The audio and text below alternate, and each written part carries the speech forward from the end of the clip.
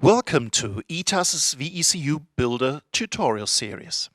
In this video, you will see how to install ETAS VECU Builder silently and how to build VECU using command line interface. This is the ETAS VECU installer folder. Open Command Prompt and start the silent installation. The command can be found in the user guide document.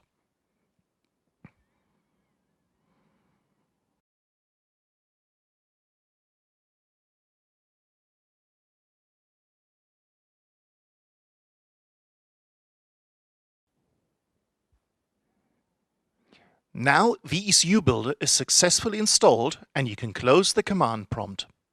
Navigate to the location where VECU Builder was installed. To get information about the various arguments available with VECU Builder,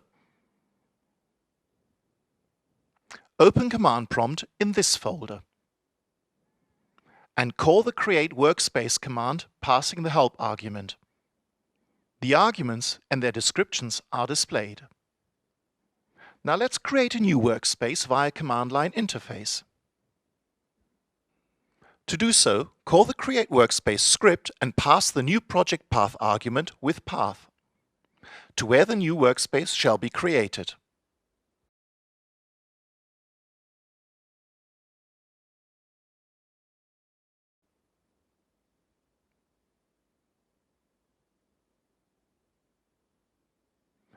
The optional argument, stop on success, will stop the process once the new workspace is successfully created. Now let's navigate to the newly created workspace using the cd command and import the sources by calling the import script. We will use the stop on success attribute so that the process stops upon completion of this stage.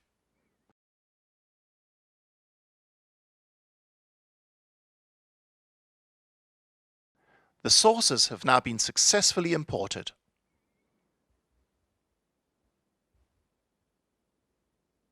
Let's build VECU by calling the build command.